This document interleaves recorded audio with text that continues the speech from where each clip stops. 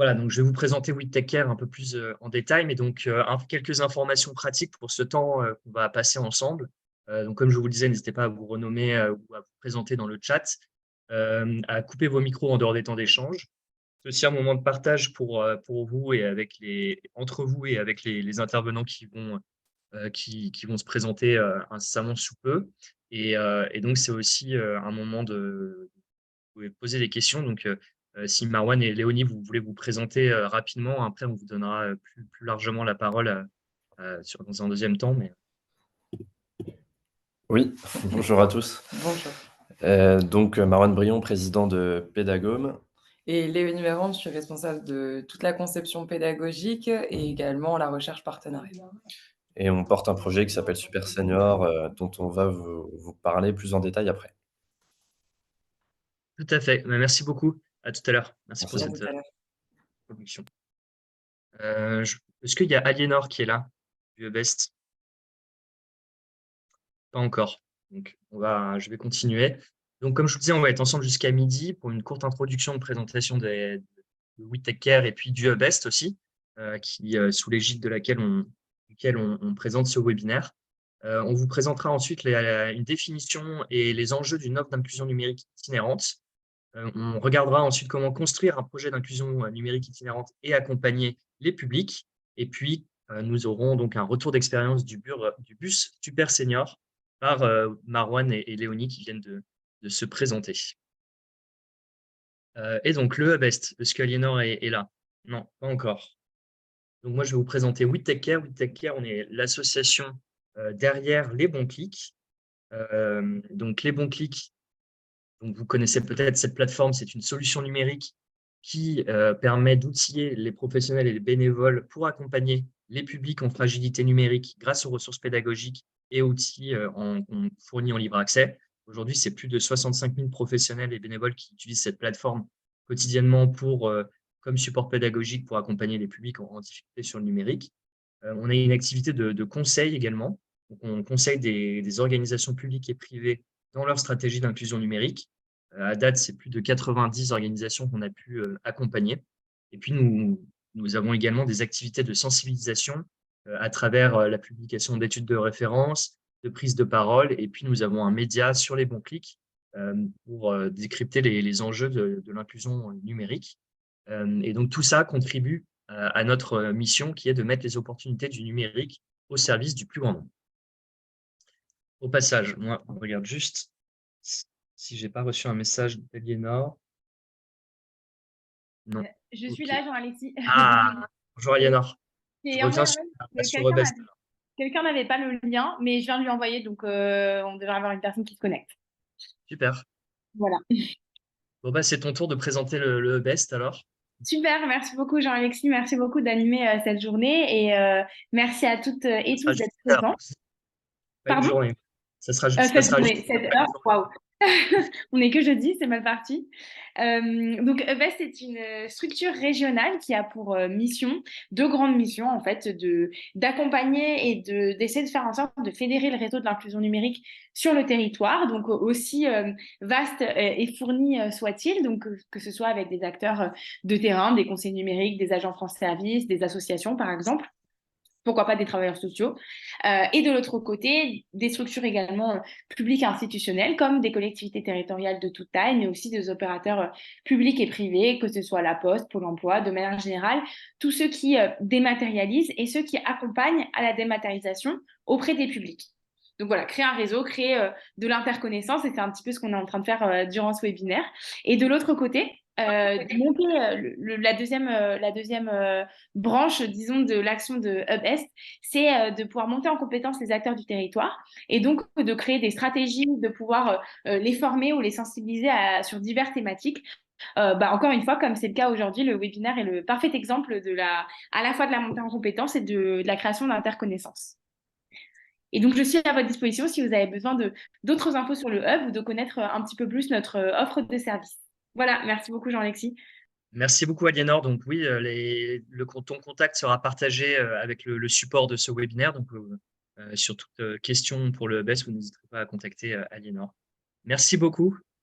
Merci beaucoup Aliénor. Alors, oui, on l'a présenté. Pour les objectifs du webinaire, donc ça sera d'échanger autour des enjeux des projets d'inclusion numérique itinérante, de vous partager des ressources utiles pour construire une offre d'inclusion numérique itinérante. Et puis, on vous présentera quelques outils pour accompagner les publics avec notamment notre plateforme Les Bons Clics.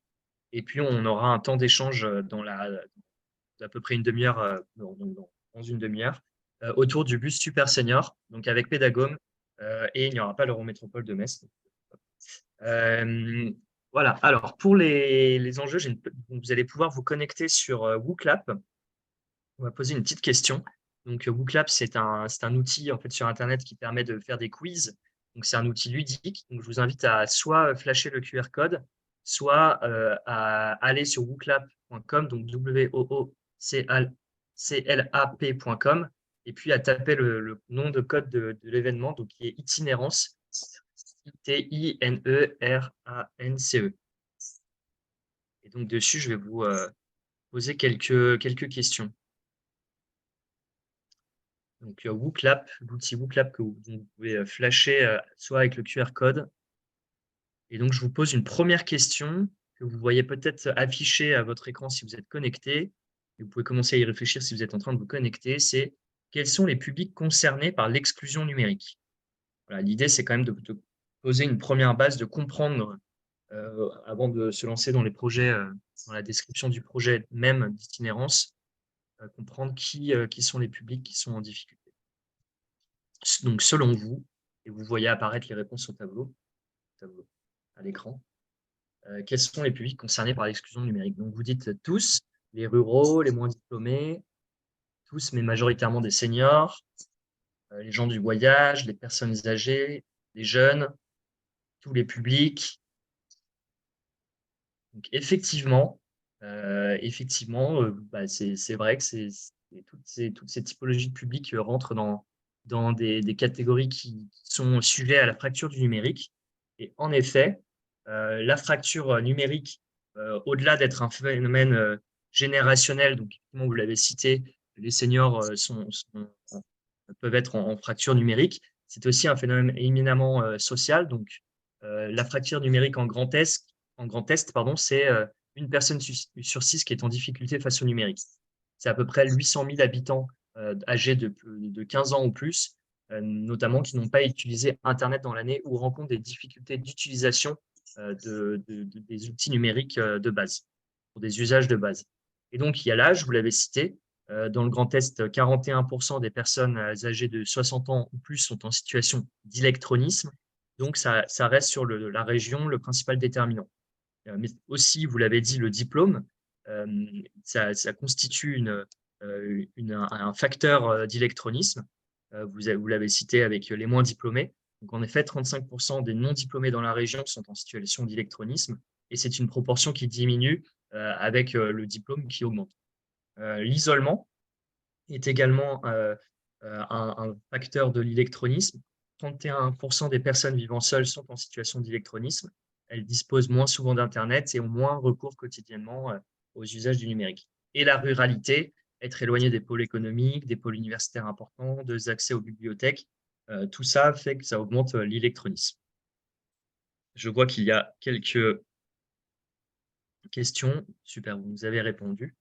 La deuxième question pour vous, je la passe sur WooClap.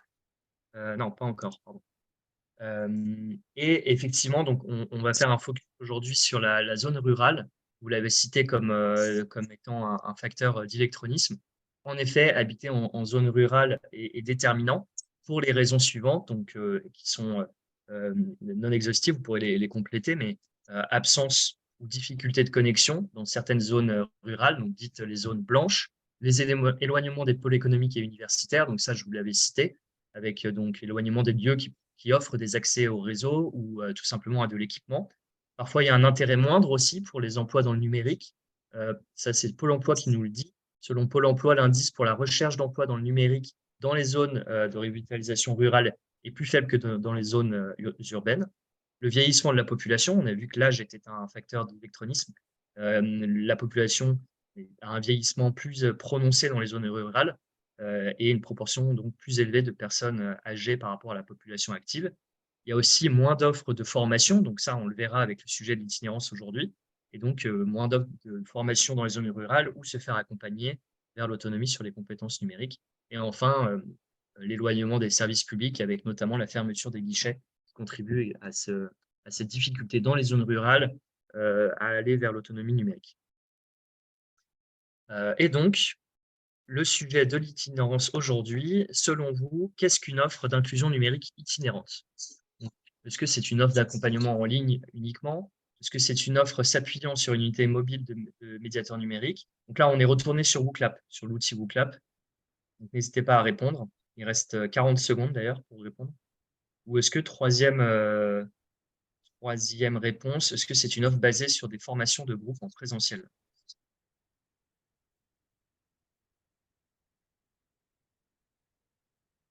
Ah, il faut répondre, pardon. Bah, attendez, moi je. Oui, oui, c'est réponse sur le WooClap.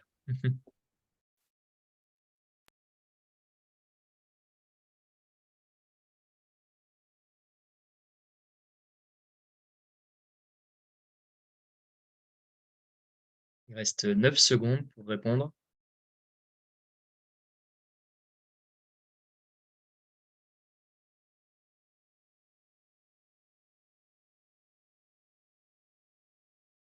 Donc la bonne réponse, mais effectivement, on peut aussi considérer que la troisième peut passer. Mais la bonne réponse, c'est que c'est une offre d'inclusion numérique itinérante. C'est une offre qui s'appuie sur une unité mobile de médiateur numérique. Et ça peut avoir plusieurs formes. Et donc, selon vous, quelles formes de projets d'inclusion numérique d'itinérance peuvent exister? Donc, vous aviez très bien répondu à la première question. Donc, c'est une offre mobile de médiateur numérique. Et donc là, on a plusieurs. Est-ce que c'est des médiateurs numériques mobiles? Est-ce que c'est une carriole? Est-ce que c'est une camionnette? Est-ce que c'est un bus? Est-ce que c'est un vélo cargo? Plusieurs réponses sont possibles.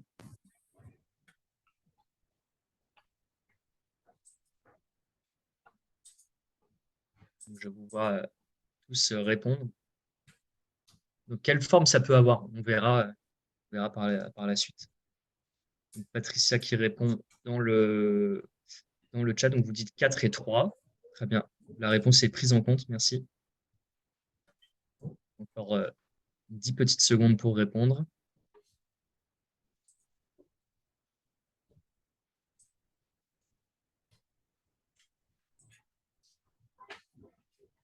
Donc, en fait, toutes les réponses étaient possibles. Les projets d'inclusion numérique itinérants, ça peut vraiment avoir diverses formes. Donc, comme vous le voyez, donc là, c'est évidemment non exhaustif de ce qui peut se faire en termes d'itinérance, mais ça peut aller de la camionnette 5 places. Donc, là, on a un exemple d'une camionnette cybercantal, donc du conseil départemental du Cantal. Ça peut être une camionnette un peu plus petite qui va permettre le transport de matériel pour des formations hors les murs. Donc, on va juste transporter le matériel et des médiateurs numériques vont pouvoir aller dans des salles mises à disposition dans des communes ou autres pour faire des formations.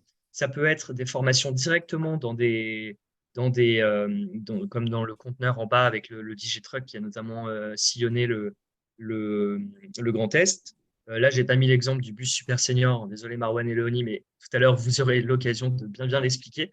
Et puis, ça peut aussi être du vélo cargo ou des carrioles, tant que c'est quelque chose de mobile. Et donc là, vous avez à droite l'exemple du concept de Gitoon, donc un bureau d'aide dit ambulant. Donc voilà. Donc en fait, tout ça, ça présente donc des formes diverses, mais ces projets d'inclusion numérique regroupent des caractéristiques quand même qui sont communes. D'abord, il y a une équipe d'aidants numériques, une équipe à la gestion. On verra que c'est très important de bien s'entourer pour monter un projet comme ça. Et donc, Marwan et Léonie nous en parleront plus longuement, mais tout ça pour former les publics et pour s'occuper de toute la logistique. Il faut un véhicule aussi adapté pour pouvoir se déplacer, transporter du matériel, éventuellement accueillir des publics si c'est proposé de le faire dans le véhicule en lui-même. Il faut un territoire où agir. Il faut que ce territoire soit pertinent, qu'il y ait des zones qui soient dépourvues d'offres, ou que ça soit auprès de publics moins mobiles ou éloignés du numérique. Donc, il faut commencer par aussi répondre à un besoin du territoire. Et puis, il faut des accompagnements adaptés, donc des ateliers individuels ou bien des ateliers collectifs, que ce soit de l'assistance, de la sensibilisation, Donc ça aussi, c'est à construire en fonction de ce que vous aurez pu observer sur le territoire. Et donc, est-ce que vous connaissez, vous, des projets d'inclusion numérique itinérante? Je vous propose de répondre dans le chat directement si vous avez des idées. Moi, je vais mettre dans le chat, je vais mettre le bus super senior. Donc, si vous en connaissez d'autres, n'hésitez pas à le mettre dans le chat.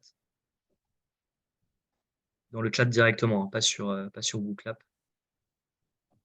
Le chat de la réunion. Moselle Fibre, senior, insertion prof. Le tiers-lieu itinérant de la Ligue de l'enseignement 67. Mais est-ce qu'il existe encore? Le triporteur connecté. En plus, c'est toujours rigolo, je trouve, de connaître les noms des offres mobiles itinérantes. Ça peut être assez créatif. Un bus Bob avec du matériel, avec du numérique à l'intérieur. Le vélo cargo à STS Paris dans le 13e. Super. Le Solidaribus. Donc oui, il y a effectivement beaucoup d'initiatives qui existent. Il y a aussi les bus France Service. Il me semble qu'il y en a près de 120 maintenant qui opèrent sur le territoire, plutôt pour les démarches administratives. Super. Merci pour tous ces exemples. Donc maintenant, on va regarder quelles sont les étapes en fait pour construire un projet d'inclusion numérique itinérante et accompagner les publics. Et justement, je vais vous poser la question à vous. Sinon, c'est pas marrant si c'est moi qui donne toutes les réponses, mais c'est pas ça. Voilà. C'est quelles sont les étapes de mise en place d'un projet d'itinérance. Donc là, vous avez en fait, il y a 5 étapes, il faut les remettre dans l'ordre. Donc, je vais juste vous lire les 5 étapes dans le désordre. Hein. Mesurer l'impact de son action et la pérenniser, déployer les formations en itinérance, diagnostiquer les besoins du territoire, communiquer le programme auprès des acteurs locaux et des publics, et définir les services à proposer et l'itinéraire. Je vous invite à aller sur le WooClap. Et sur le WooClap, vous pouvez sélectionner pour chacune de ces 5 étapes. Si selon vous, c'est l'étape plutôt 1, plutôt 2. Voilà. Donc là, on est de retour sur le WooClap. Donc pour rappel, wooclap.com, code itinérance.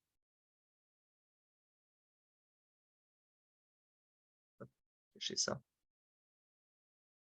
Là, c'est une question qui est un peu plus longue à répondre.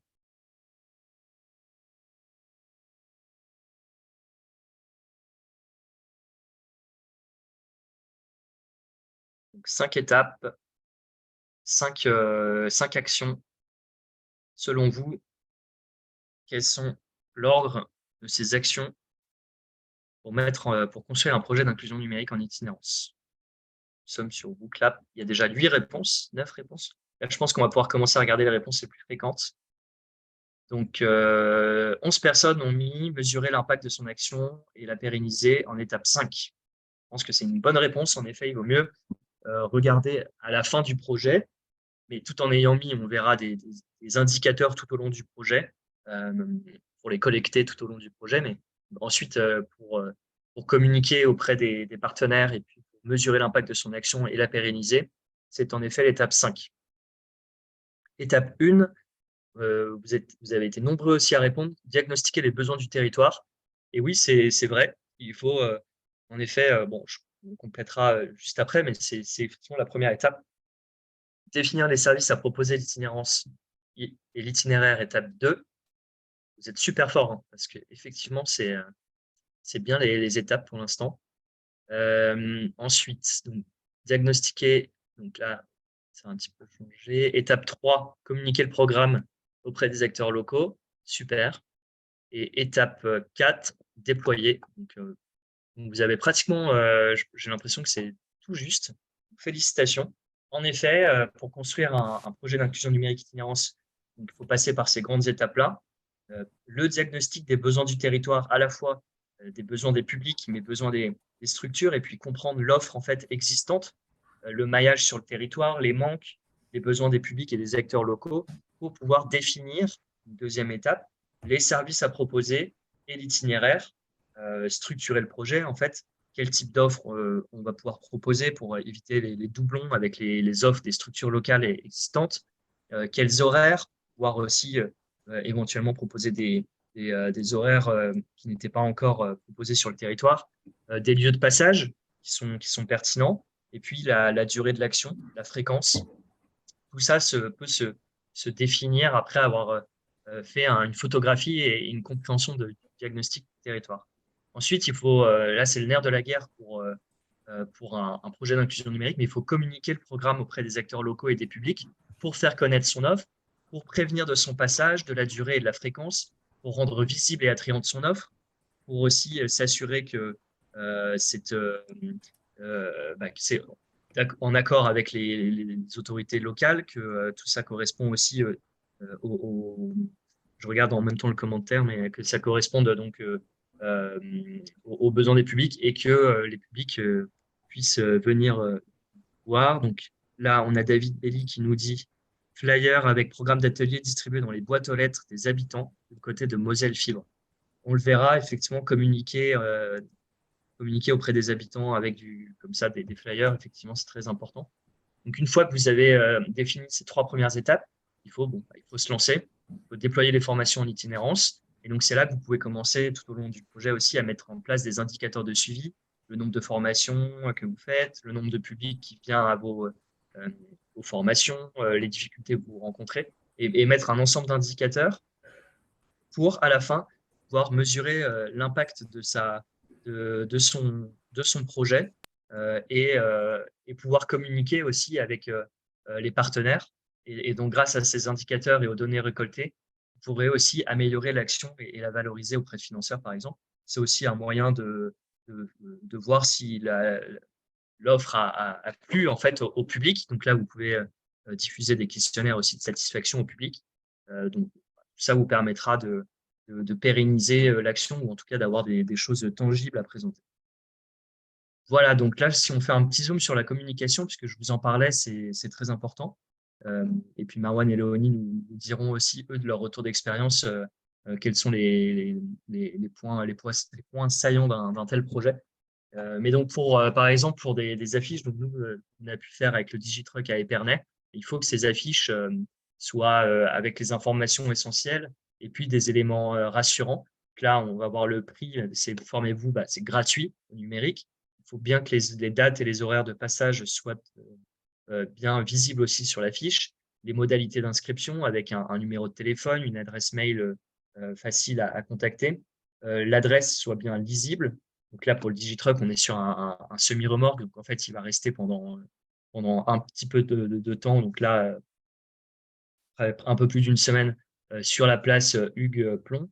Il faut une image aussi qui montre ce qui va se passer pendant ces accompagnements. Donc là, qui montre l'aspect humain de l'accompagnement du numérique. Parce qu'il faut aussi faire venir les publics, leur montrer que, dédramatiser aussi, démystifier le numérique et leur montrer qu'ils vont être en face de vrais de formateurs et qu'ils vont être en groupe. Vous pouvez mettre toute image montrant l'aspect humain. Un site internet, ça peut être pour aller voir les informations et puis éventuellement pour des partenaires qui s'y intéresseraient. Et puis les logos institutionnels qui peuvent aussi rassurer avec Épernay. Voilà. Là, vous avez aussi des flyers. Donc, comme on nous le disait dans le chat, c'est des flyers qui sont vraiment à diffuser partout, à les remettre en main propre, à mettre sur les lieux de passage des gens pour qu'ils soient bien au courant du programme. Et vous pouvez avoir un programme clair, classé par thématique et par niveau numérique. Donc voilà, on sait que le lundi 17 avril, je découvrirai les bases de l'ordinateur de 14h à 16h. Ou bien si j'ai envie de me faire accompagner sur une compétence particulière ou sur une démarche en particulier, je vais avoir une permanence libre de midi à 13h. Voilà, ou le lendemain, ça sera sur les déclarations d'impôts, etc. Donc ça, c'est important de bien le diffuser partout, le diffuser le plus largement sur les sites, sur les Facebook, mais aussi en format papier, un peu partout. Il y a un commentaire, petite remarque, tout le monde ne voit pas les couleurs. Pensez bien à distinguer les différentes zones par des icônes, en plus de la couleur dans la mesure du possible. Tout à fait d'accord avec cette remarque. Ne pas hésiter à faire relire ces flyers très largement pour voir si c'est facilement lisible, si les informations sont claires. Vous pouvez aussi vous appuyer sur des relais presse ou TV ou de la télévision ou sur les sites, voilà, profiter des articles et des journaux locaux pour faire de la publicité sur votre offre. Et pour accompagner les publics, et ensuite je laisserai la main à Pédagome. Mais pour accompagner les publics, il faut aussi savoir donc, sur quelle thématique et quel type d'offre vous allez les accompagner. Et donc, nous, on a la plateforme Les Bons Clics dont je vous parlais. Peut-être dans le chat, est-ce que vous connaissez la plateforme Les Bons Clics? Vous pouvez mettre oui ou non, et option, j'ajuste. Donc, c'est une plateforme qui est gratuite et co-construite avec les aidants de terrain pour faciliter l'accompagnement des publics vers l'autonomie numérique. Donc sur laquelle on a des ressources pédagogiques clés en main, des formations interactives, des quiz, des fiches récapitulatives. Bon, j'ai l'impression que globalement, tout le monde connaît cette plateforme. Oui, génial, merci. Bon, bah, je ne sais pas si je vais la représenter. Effectivement, il y a une newsletter, très bonne remarque. Vous pouvez vous abonner à la newsletter. Dans cette newsletter, on vous transmet les actualités globales sur l'inclusion numérique, mais aussi les webinaires qu'on peut donner. Donc, dans les newsletters, on va partager les informations sur le genre de webinaire d'aujourd'hui, mais sur les webinaires aussi à venir. On vous partage également les nouvelles ressources pédagogiques qu'on peut produire. Et voilà, donc effectivement, si tout le monde connaît la plateforme Les Bons Clics, je propose d'en passer au retour d'expérience du bus Super Senior, parce que vous allez voir que c'est un projet super intéressant. Donc, merci donc à Marwan et à Léonie de se joindre à nous aujourd'hui. Est-ce que vous êtes là? Je suis là, Léonie revient. Super. Bah, de toute façon, donc, Rebonjour. on commence avec toi, Marwan. Merci beaucoup de venir témoigner aujourd'hui.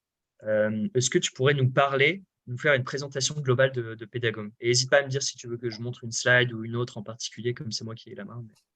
Ok. Merci tout d'abord, Jean-Alexis, pour ton invitation. Merci à WeTechCare et à eBest. Pédagome existe depuis 2017. Notre axe principal depuis 6 ans maintenant, c'est les cours particuliers à domicile, principalement dans les matières scolaires, les langues, la musique. Et l'une de nos spécificités est que ce sont uniquement des jeunes qui dispensent les cours, à savoir des étudiants ou des jeunes actifs. Le but est de proposer un job étudiant sympa à des étudiants ou une première expérience à des néo-diplômés, et de montrer que la jeunesse s'investit dans le monde de l'éducation et de la formation. Donc, au départ, on était dans une posture d'apprentissage de jeune à jeune, qui, bien sûr, a évolué au fil du temps. On s'est élargi, on s'est diversifié. On propose également des formations professionnelles aux langues et à des sportifs de haut niveau, notamment. Et on s'intéresse également depuis 4 ans à l'inclusion numérique, où là, on a changé de paradigme, où il y avait une transmission plus de jeunes à seniors, étant donné que les ateliers que nous proposions étaient réservés aux seniors. Donc voilà pour Pédagome. Ici, on va s'intéresser du coup aujourd'hui à notre axe sur l'inclusion numérique et notamment à notre dispositif Super Senior. Ouais. Bah, merci pour la présentation globale, et justement sur ce bus Super Senior. C'est quoi son historique en fait? Comment ça a démarré et vous en êtes où aujourd'hui? Alors nous, on est basé à Metz, j'ai oublié de le dire, mais on était résident dans un tiers-lieu qui s'appelle Blida à Metz. Et donc c'est un tiers-lieu avec des artisans, des startups. Il y a 200 personnes qui travaillent au quotidien avec des projets très diversifiés. Et l'une des missions de Blida était notamment l'inclusion numérique. Et donc il y avait un programme qui s'appelait Super Senior et que nous, on a repris en 2019, et qui consistait à former des seniors de plus de 60 ans aux usages de l'informatique et du numérique, suivant 3 modules. Donc les rudiments de l'informatique, les réseaux sociaux et les messageries instantanées, et les démarches administratives et les paiements en ligne. Donc par rapport à l'historique, en fait, les cours avaient lieu dans une salle, la salle de transition numérique à Blida, et on formait une 50aine de seniors par an. Sauf que c'était des ateliers qui étaient réservés uniquement aux habitants de la ville de Metz. Donc les habitants de Montigny-lès-Metz ou du Banc-Saint-Martin, par exemple, ne pouvaient pas avoir accès à ces ateliers. alors que la demande était dans le même temps grandissante. Donc on a réfléchi à un outil qui permettrait d'aller vers ces personnes dans les communes aux alentours de Metz et donc de Metz Métropole. Et Blida étant l'ancien dépôt des bus de la ville et de la métropole de Metz, l'outil était tout trouvé. On a aménagé un bus en salle de formation pour aller sur les places des villages, les places principales ou dans les quartiers, les 11 quartiers de la ville de Metz. Donc voilà, c'est un projet qui a vu le jour en septembre 2022. Les premiers résultats, on en reparlera, mais étaient très bons, tant sur l'organisation que sur la pédagogie. Et on a sillonné 21 communes au total de la métropole de Metz, 35 programmes de 9 heures, donc 6 passages par endroit, et on a formé un peu plus de 300 personnes en 5 mois. Donc c'est Super, encourageant et c'est pour ça qu'on s'intéresse maintenant à l'essaimage de ce dispositif. génial. Et là, on voit une photo d'une partie du bus. C'est un gros véhicule. Donc, en fait, comment ça se passe? Vous accueillez les participants à l'intérieur. Il sert à enfin, qui le conduit et qu'est-ce qu'il faut comme équipe pour gérer tout ce bus? Tout à fait. Alors il a été aménagé entièrement, c'est-à-dire que les cours s'y déroulent. On peut accueillir jusqu'à 10 participants simultanément. Il y a un vrai confort de travail. On voit que les vitres sont stickées. C'est un stickage perforé, c'est-à-dire que c'est très lumineux. À l'intérieur, on voit ce qui se passe à l'extérieur, mais l'inverse n'est pas vrai. C'est-à-dire qu'il y a une certaine intimité, un bon confort de travail. Et donc l'aménagement, là, on le voit, est scindé en 2, ce qui nous permet de faire des groupes aussi voilà, on joue sur le placement, en fait, dans le bus en fonction des niveaux de chaque participant, et on voit nos 2 formateurs, donc Kevin, qui est également chauffeur de bus, et qu'on a fait monter en compétences et qui est formateur adjoint, et Aurélie, qui était la formatrice, pardon, principale. Super. Et donc là, je montre quelques photos. Donc, il y a combien de places? J'ai l'impression qu'il y a 8 places il y a 8 bureaux. Alors il y en a 10 au total. Heu, voilà, oui, il y en a, 5, non 6 pardon, devant. Je sais pas si tu peux revenir sur la Ouais, précédente? sur celle-là. Voilà, c'est ça. Donc il y en a 6 qui sont plutôt à l'arrière et 4 devant. Donc Mhm, 4 personnes qui peuvent être directement, en face de l'écran, notamment s'il y a des personnes qui ont une mobilité réduite ou qui ont des problèmes de vue. mhm. Voilà, le placement, est aussi important, dans ces ateliers. C'est super. En tout cas, ça a l'air, les fauteuils ont l'air assez confortables. Donc, c'est par rapport à une salle de classe où on s'imagine les fauteuils, les sièges en bois qu'on a tous connus sur les bancs de l'école. Et là, vous accompagnez quel public, enfin, quel public vous avez accompagné jusqu'à présent? Et tu nous as parlé d'un essaimage. Est-ce que vous allez changer enfin, la cible ou l'étendre?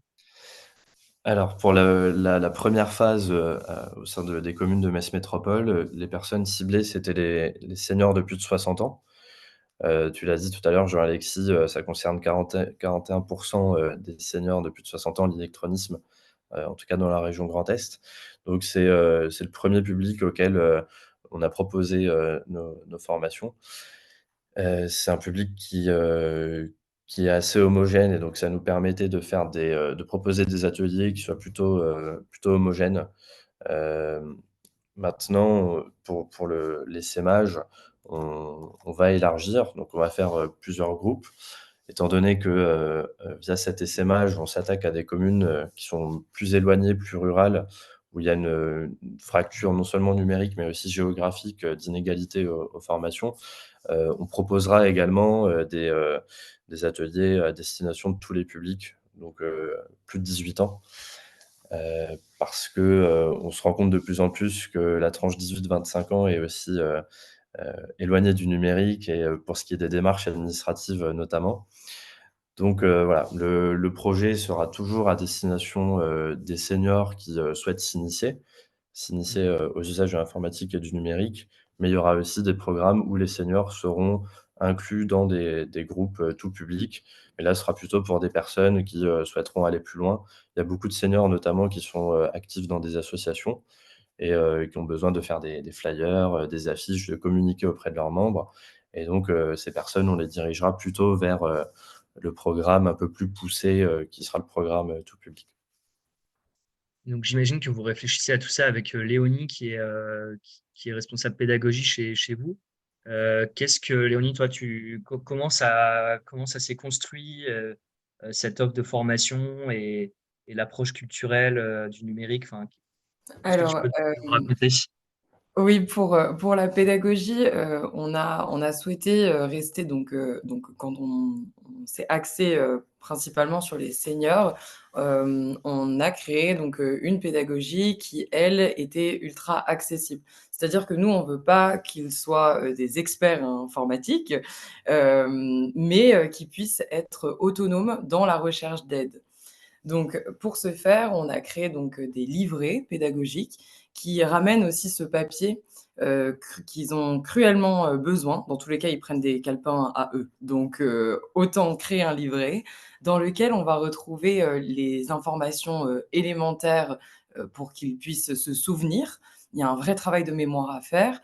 On a aussi tout ce qui est mémotechnique avec, tous les icônes, où ils vont pouvoir dire, voilà, la petite maison, c'est pour aller à l'accueil. On s'en fiche s'ils n'ont pas le bon terme, si ce n'est pas, vraiment le nom de l'icône, mais il faut que ça leur parle à eux pour qu'ils créent aussi leur imaginaire, là-dessus, qu'ils se l'approprient. Ensuite, on a des parties donc, exercices où ils peuvent s'entraîner à la maison, ils peuvent approfondir et une partie, notes libres. Mhm. Sans oublier tous les encarts sur la sécurité, car oui, ils sont les premiers concernés, de la cyberattaque, de la cybermenace. Mhm. Donc, voilà, de bien leur rappeler pour qu'ils prennent confiance, ça c'est le plus important. Donc, ils repartent avec ça, c'est un petit peu le cahier de correspondance, voilà. Hem, oui, j'écoute. Non, non, ça me faisait rire, le cahier de correspondance. Euh, C'est ça. ça dure combien de temps, en fait, une formation? Il y a combien de modules ou...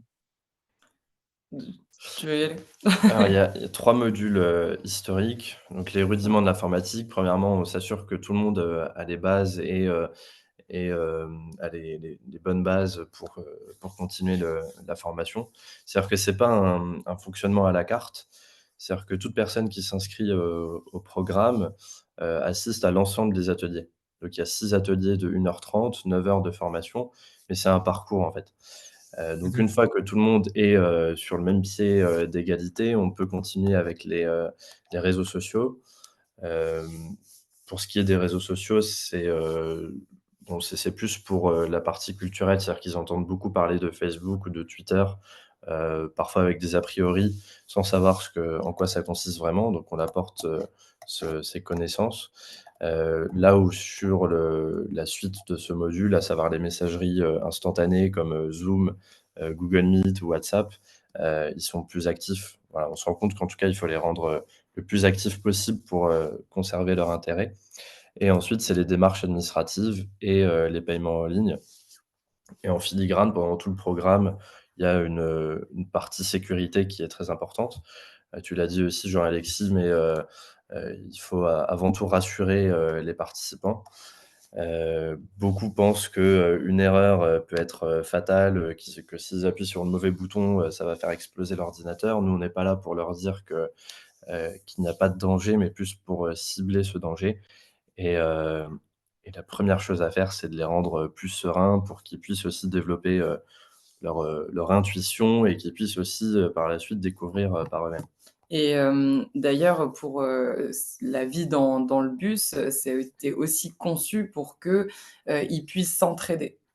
Mhm. Que ceux qui sont plus forts, ben, puissent, on va dire, ben, comment? Structurer et bien, comment on pourrait dire? Absorber les connaissances parce qu'on les a retransmises, et que ceux qui sont plus en difficulté puissent aussi avoir un langage, encore un autre langage au sein du bus pour pouvoir, mieux apprendre et mieux comprendre. Ça, c'est super important. Le lien, enfin le côté humain est très important et nécessaire aux ateliers que vous donnez, c'est ça? À la fois, il y a Primordial. du lien intergénérationnel entre l'aidant et l'aidé, mais vous favorisez aussi, si j'ai bien compris, l'apprentissage pair à pair avec un senior qui va en aider un autre. Est-ce que Voilà, est-ce que sur le côté humain, vous voudriez rajouter quelque chose? Sur le côté humain, tu l'as très, très bien, résumé. C'est, en fait, c'est notre cœur, de la force, c'est de pouvoir, encourager ce lien humain et que ça se fait dans le rire, ça se fait, avec le sourire, parfois avec la petite goutte de sueur parce que, on a l'impression qu'on n'y arrivera pas, mais on est très encourageant et on crée vraiment des groupes, ne serait-ce que dans les, messageries instantanées, de les mettre tous en lien et qu'en dehors des groupes, ils puissent discuter. Et comme ça se passe de secteur à secteur, on renoue aussi dans le tissu social de personnes qui ne se croisaient plus, donc Mmh. qui se donnent des rendez-vous aussi et apprennent à se C'est connaître. c'est super intéressant parce que quand je regardais cette image, je me demandais ce qu'ils étaient en train de faire et ça ressemble à WhatsApp web. Oui, c'est ça. Est-ce que c'est ça? Et du coup, c'est ça que vous dites, en fait, vous avez créé des groupes WhatsApp C'est et ça. les aidants, enfin les participants entre eux se voient en fait en dehors des cours aussi, c'est ça? En dehors des ateliers? Ou en tout cas, C'est ils une Ouais. communiquent. possibilité, on les force pas évidemment, mais effectivement quand on a des super recettes à partager et qui peuvent, Mmh. à travers ces exercices dont je vous parlais, autant que ça soit des exercices pas juste pour faire, mais qui Mmh. auront un vrai sens derrière. Donc si en plus ils peuvent récupérer une petite recette, un bon plan, et cetera entre eux et que c'est ça l'objet de l'exercice, en fait c'est Mmh. chouette, de créer du lien, quoi. Donc en fait, vous le prenez vraiment sur les cours, ça concerne les moments de vie de la personne, une utilisation, qui va lui servir tout de suite et c'est pas: «Bon, bah, aujourd'hui, on va faire, une démarche en ligne, sur une démarche en fait, pas moi, si on voit le monsieur là au fond, l'insertion, professionnelle, ça va pas l'intéresser même si donc C'est ça. C'est partir de des presque C'est de partir de leurs envies et de leurs besoins parce que c'est une formation qui se veut, personnalisée et adaptable. Donc en réalité, si, on demande à, Michel, admettons, de quoi il a besoin, qu'est-ce que là, dans quoi il a des difficultés actuellement et qui dit: Moi j'aimerais bien, aider, mes petits enfants pour la CAF et cetera». Et bah, super, là, on va pouvoir, travailler. Les mécanismes sont quasiment les mêmes d'ailleurs, selon les mmh plateformes, mais en fait, il faut répondre à ses besoins. C'est très important. super. Donc on a bien vu le côté, pédagogie, public accompagné, offre de formation, sur le côté un peu plus logistique, notamment au niveau des partenariats, puisqu'il y a eu quelques questions dans le chat, donc je les synthétise, mais il y avait des questions sur le financement. Mais quel partenariat vous avez et pourquoi il est important de s'entourer de partenaires? Et Marwan, tu me Qui disais va aussi intervenir. oui, monsieur Garot, vous vouliez intervenir? Non, il y avait le micro qui était Ah. oui, donc voilà, quel partenariat et voilà. Alors, on a des partenaires publics comme privés. Tout d'abord, sur le lancement du dispositif dans le bus en 2022, on était partenaire de Blida qui nous a apporté son savoir-faire événementiel, qui a fait le lien avec les résidents. Ce sont des résidents de Blida en fait, qui ont aménagé le bus, des scénographes. Donc, sur la partie logistique, le savoir-faire de Blida était assez important. Ensuite, la ville de Metz qui nous a soutenus, notamment pour les 11 programmes spécifiques à la ville de Metz. Et enfin, des partenariats privés, donc notamment Malakoff Humanis, qui est le partenaire majoritaire de ce dispositif, avec qui c'est très intéressant de co-construire aussi le dispositif parce qu'on bénéficie de l'expertise de Malakoff Humanis qui soutient de nombreux projets à impact social, notamment à destination des seniors. Donc, c'est des idées aussi qui peuvent être échangées. C'est pas seulement un partenariat financier, mais on est aussi accompagné et on est très content de ce partenariat. Et enfin, SFR, qui nous a renouvelé aussi sa confiance sur les 2 prochaines années, qui fournit notamment la connexion internet avec 2box. Voilà, et après on peut co-construire des modules ou des parties de modules avec nos partenaires. Donc c'est vraiment voilà, des partenariats solides et qu'on veut le plus solide possible. Et puis c'est des partenariats où il y a une certaine, épaisseur, ouais, parce que ça va être à la fois sur le type de module, mais, sur le matériel, sur, l'aide logistique. C'est pas seulement ils vous donnent une enveloppe et ensuite vous réalisez tout. Il y avait une question dans le chat, c'était qu'est-ce que c'est Blida? Bilda. Alors, Blida, c'est un lieu historique à Metz qui fait 15 000 mètres carrés, si ma mémoire est bonne. Et c'est alors déjà l'ancien abattoir de la ville de Metz, et c'est l'ancien dépôt des bus de la ville et de la métropole de Metz, et qui a été totalement réaménagé en 2014. Et des entrepreneurs, des artisans ont investi les lieux pour y développer leur activité. Donc c'est un lieu qui permet de se lancer, voilà, au début d'une activité. Donc c'est devenu un incubateur. D'accord, super. Euh, et sur le niveau donc sur les zones territoriales que vous sillonnez, est-ce qu'il y en a des zones particulières? Est-ce que vous allez aller vers des zones rurales à l'avenir? Puisque là, euh, enfin voilà, comment vous choisissez les endroits où vous allez en fait? Alors en discutant avec les partenaires, sur l'année 2023, on a pris le temps de la pause aussi avant de repartir sur l'année 2024 pour l'essaimage. Donc on a pris notre bâton de pèlerin, si j'ose dire, pour échanger avec le département, la région, pour avoir aussi leur zoom arrière et leur vision sur les besoins qu'il peut y avoir sur le territoire. C'était des échanges assez importants. On a échangé avec le sénateur Mison, notamment, qui était président de la commission inclusion numérique au Sénat, avec qui les échanges étaient très intéressants. Donc, premièrement, des échanges, et ensuite une étude. On s'appuie sur un outil qui s'appelle Mednum, fragilité numérique. Oui, Donc, mis en place l'indice. par Mednum, Mm. et qui est assez intéressant parce qu'il cartographie les besoins en fonction de différents critères, notamment l'accès à internet, la proportion de personnes âgées, le nombre de bibliothèques, médiathèques. Enfin, il y a beaucoup de critères, et donc du coup, il y a des zones qui ressortent. En Moselle, c'est notamment toutes les communes à l'est de la Moselle qui sont, comme on dit, sinistrées, donc qui sont isolées, et il y a beaucoup de besoins en termes de numérique, voilà, notamment près de Bitche, Forbach, Sarreguemines. Donc ça va être les communes prioritaires à partir de 2024. D'accord, c'est un super outil, effectivement, cet indice de fragilité de la Mednum. Son nom a évolué, mais c'est effectivement une cartographie au niveau communal ou au niveau de communauté de communes, avec un code couleur. Donc, plus c'est rouge, plus les publics sont en fragilité, enfin identifiés comme pouvant être en fragilité numérique selon des indicateurs, des conditions d'existence, du diplôme ou du salaire ou d'une personne isolée, mais aussi liés au territoire, éloignement des pôles publics, enfin, des guichets, éloignement des bibliothèques, des médiathèques, des pôles universitaires. Donc, on est en effet un ensemble de critères qui sont super intéressants. Il y a pas mal de questions dans le chat. Donc, je vais vous laisser y répondre, donc que ce soit Léonie ou Marwan en fonction du type de question. Au niveau des financements, donc tu y as déjà répondu. Est-ce que c'est un dispositif gratuit? Alors, il l'était pas quand on l'a lancé en 2022, mais pour l'essaimage, voilà, il sera entièrement financé par nos partenaires, à la fois pour les communes, parce qu'il y avait une participation de 500 € par commune et de 60 € par participant pour les 9 heures.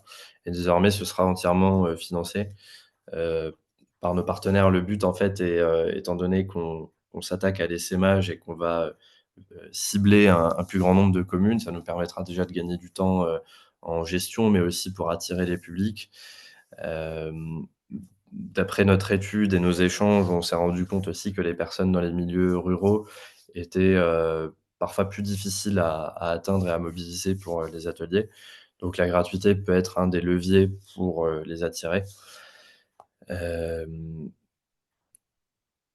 Voilà pour le prix. En plus, effectivement, c'est un des leviers pour les attirer. Et justement, il y avait aussi une question qui suivait. C'était comment vous faites pour cibler des publics spécifiques, en l'occurrence les seniors, et comment vous les faites venir? C'est une bonne question, effectivement. Alors, il y a des partenariats avec des associations, notamment la Fédération des seniors de la Moselle, qui regroupe 200 ou 300 associations, je crois, en Moselle, de seniors, donc qui nous aident à promouvoir le dispositif auprès des seniors. Ensuite, la Ligue de l'enseignement regroupe aussi un grand nombre d'associations sur le territoire et notamment en Moselle-Est. Donc, on s'appuie sur des associations pour le sourcing et après, on propose un kit de communication à chaque commune parce que les communes connaissent aussi leurs habitants et savent aussi parfois comment les mobiliser, dans quels événements notamment. Donc, on leur propose un kit de communication pour qu'elles puissent directement communiquer auprès des publics. Et puis en toute bonne intelligence, avec les conseillers numériques qui sont aussi des vecteurs. On peut également, donc eux peuvent cibler le besoin, renvoyer ces personnes qui ont besoin d'une formation plus complète et plus appuyée. Et nous, au sein du bus, on peut leur dire si vous avez des questions qui arrivent dans 2 mois, dans 1 mois, etc., vous avez les conseils numériques. Donc en fait, c'est cette bonne intelligence entre les différents services qui existent déjà pour que on puisse répondre tout simplement à la demande, ni plus ni moins. C'est vrai que j'avais vu dans le chat que les conseillers numériques étaient parfois débordés. Mmh. C'est le cas notamment à Metz. Donc, voilà, il y a ce travail en bonne intelligence, comme Léonie l'a dit, et le but n'est pas de marcher sur les pieds de l'existant. Nous, on apporte la brique de l'itinérance au secteur de l'inclusion numérique, mais après, on est tout à fait ouvert au fait de promouvoir des dispositifs existants. Il y a des associations qui travaillent aussi, on s'en est rendu compte en Moselle-Est, il y a des associations qui œuvrent pour l'inclusion numérique, où c'est beaucoup des bénévoles qui proposent des ateliers. Donc, on commence à travailler avec ces associations pour leur apporter aussi notre ingénierie pédagogique, qu'elles puissent progresser. Donc, voilà, le but, c'est que toute l'inclusion numérique soit Complémentaire. complémentaire et qu'elle progresse aussi, que ce secteur progresse Tout à et fait. soit reconnu. D'ailleurs, des dispositifs existent déjà en mairie, souvent, où il y a déjà un ordinateur de disponible, on peut déjà les aider, mais ils en ont pas connaissance. Alors, parfois, ils en ont connaissance, mais ils osent pas. Donc on peut aussi, avoir ce jeu de leur tenir la main pour les emmener, voilà, dans les maisons France Service et cetera, et de les encourager en disant: «Ah mais allez-y, c'est vraiment ouvert, voilà comment ça va se passer, voilà comment vous allez être» et en fait, ça les rassure directement aussi dans cette demande d'aide et ils y vont. Donc c'est chouette. Super. Et vous les accompagnez, c'est une autre question qui est posée, mais on a vu effectivement des ordinateurs, mais est-ce que vous les accompagnez sur des ateliers de smartphone aussi?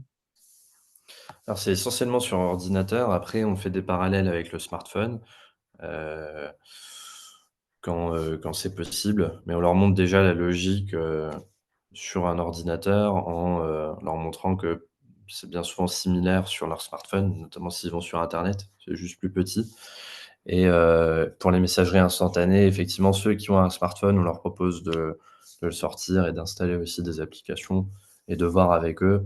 Après, on peut répondre à leurs questions aussi en fin de séance pour ce qui est du smartphone. Mais Mmh. sinon, le cœur, c'est quand même les ordinateurs, dans un premier temps. D'accord. Alors je vois que, il y avait une question sur le permis de conduire, D. Avez-vous rencontré des difficultés? Comment ça se passe avec vous l'avez dit tout à l'heure, il était chauffeur déjà de base et ensuite vous l'avez formé à être en capacité d'accompagner des publics. Donc j'imagine qu'il avait déjà son permis, enfin vous l'avez recruté pour ça? Oui, c'est ça. Alors le bus, il a été déclassé en poids lourd, c'est-à-dire que c'est plus un bus qui peut transporter des personnes. Il peut transporter jusqu'à 2 ou 3 personnes, je sais plus exactement, mais il peut plus transporter une trentaine de personnes.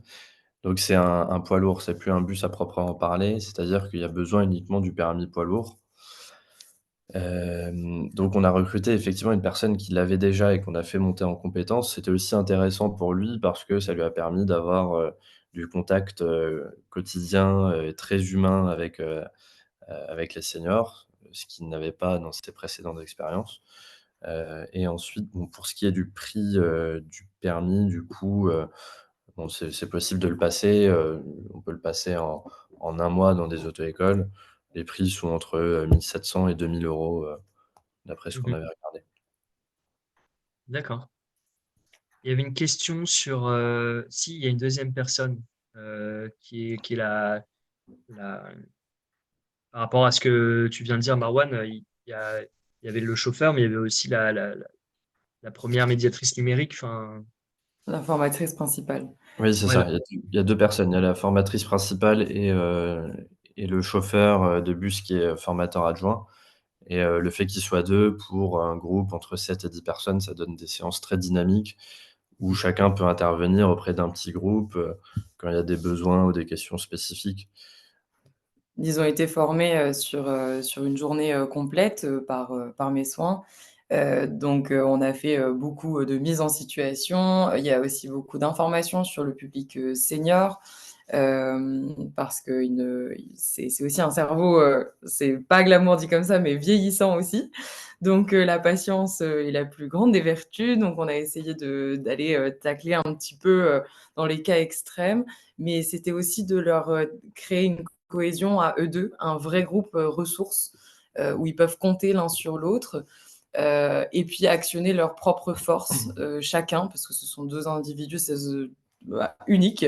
Et donc, autant tabler sur leurs forces à eux et voir comment on peut agencer ça dans ce type de formation et d'aventure pour qu'ils trouvent leur place et qu'ils se sentent épanouis aussi dans leurs fonctions, afin que les seniors ils passent aussi un bon moment. Mais il faut absolument que eux ils se sentent investis de cette mission et on a travaillé sur ça.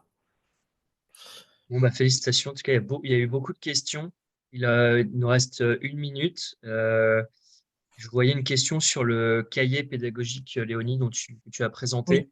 Est-ce que ce document est disponible en open source quelque part? Voilà, question de CP01. Est-ce qu'on l'a en open source? Non. Non. Non, ils sont pas disponibles en open source. On y réfléchit. C'est vrai que c'est une discussion qu'on a souvent eue, mais pour l'instant, non. Et en ce qui concerne la ZFE, mais alors je ne sais pas ce que c'est, une question de toi, tiens. C'est des zones à faible émission, mais j'avoue ne pas Comprendre le ne lien. pas voir le terme non plus. Bon, bah, je propose qu'il vous recontacte directement pour des questions plus précises. Bien Est-ce que sûr, n'hésitez pas. vous êtes d'accord pour qu'on partage vos coordonnées dans ce compte rendu? Oui, oui, bien sûr. Bah, je mets mon adresse mail aussi et celle de Léonie.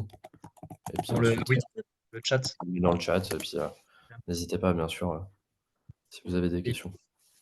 Bon, bah, merci beaucoup. C'était très riche, en tout cas, en échanges et en questions. À très bientôt. Et Merci à merci vous. Merci à beaucoup. tous les participants. Donc, on va vous envoyer le replay de ce webinaire que vous pourrez partager largement. Voilà. Donc, merci beaucoup et à très bientôt. Merci pour cette super animation. Merci Jean-Alexis. À Ouais. bientôt. Au revoir, à bientôt.